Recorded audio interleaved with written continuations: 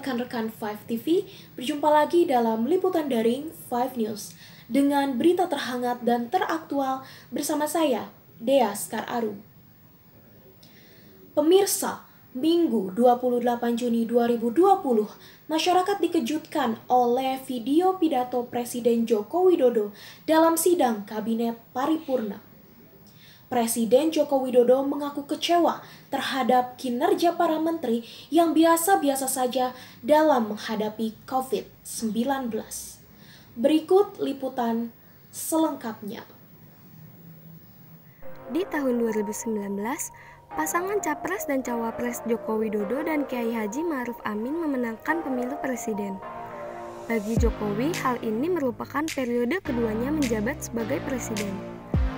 Para calon menteri berjumlah 34 dan 4 pejabat yang setara menteri tergabung dalam Kabinet Indonesia Maju Jilid 2 yang nantinya akan membantu presiden dan wakil presiden selama menjalankan tugas. Dilantik pada hari Rabu 23 Oktober 2019 di Istana. Proses pelantikan dan pengambilan sumpah jabatan dipimpin langsung oleh Presiden Joko Widodo. Isi sumpah jabatan merupakan bakti menteri kepada negara serta menjalankan tugas jabatan dengan penuh tanggung jawab.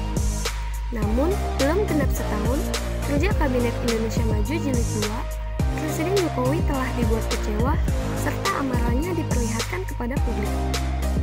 Kemarahan Presiden Joko Widodo terlihat pada sidang paripurna di hadapan para menteri di Istana pada 18 Juni 2020 di Jakarta.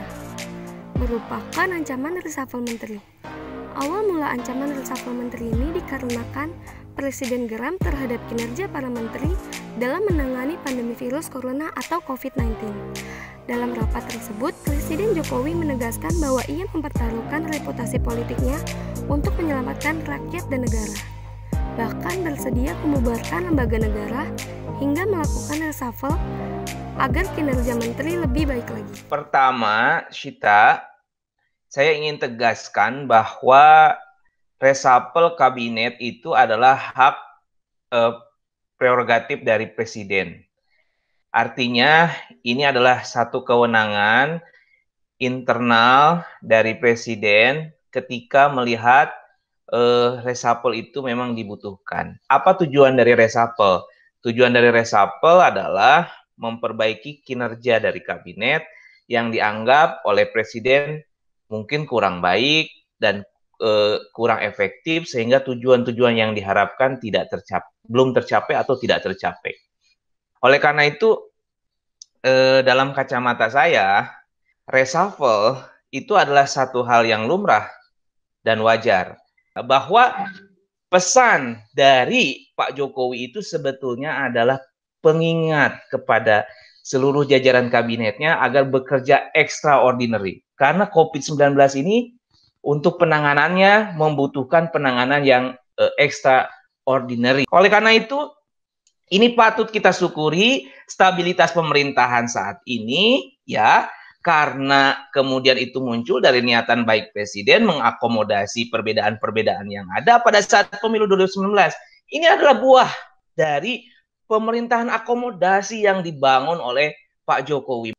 Tentang reshuffle ini, saya kira Pak Jokowi sudah matang ya dengan apa yang harus dia lakukan dan bahwa reshuffle itu hak prerogatif juga sudah dipahami oleh Pak Presiden. Lalu kemudian reshuffle itu menjadi isu dan kemudian tidak dimunculkan seketika karena apa? Ada keinginan Pak Jokowi menciptakan stabilitas dalam menghadapi COVID-19 ini. Nah, terkait dengan isu reshuffle menteri, sebetulnya sih salah satu hal yang semestinya jadi pertimbangan Presiden adalah bagaimana kinerja dari menteri-menteri tersebut tentunya. Pertama, ketika kita sekarang menangani krisis dalam pandemi, semestinya kan tiap kementerian dituntut untuk bekerja lebih ekstra. Tapi kenyataannya kan sebetulnya tidak demikian. Yang kedua terkait searah atau tidaknya dengan visi presiden, sangat bisa jadi tolak ukur juga. Karena kan seperti yang Presiden Jokowi tekankan, tidak ada visi misi menteri, yang ada visi misi presiden. Otomatis harus selaras juga dari menteri-menterinya. Selain itu juga bisa aja sih karena ada pertimbangan politis lainnya. Karena mengingat banyak juga menteri di Kabinet Indonesia Maju sekarang latar belakangnya dari partai politik atau setidaknya relasi dari partai politik. Jadi pertimbangan politis juga bisa jadi indikator. Tapi sih yang paling penting kalau menurut saya pribadi, entah itu nanti ada motif politik atau tidaknya, yang terutama adalah menteri-menteri yang dari reshuffle memang menteri yang selama ini punya kinerja bermasalah. Kemudian juga diusahakan menteri penggantinya pun ya memang orang-orang yang tepat di bidangnya. Baiklah pemirsa, demikian informasi yang dapat saya sampaikan. Saya Dea Askar Arum mewakili kru yang bertugas pamit undur diri. Terima kasih dan sampai jumpa. 5 TV, be kreatif.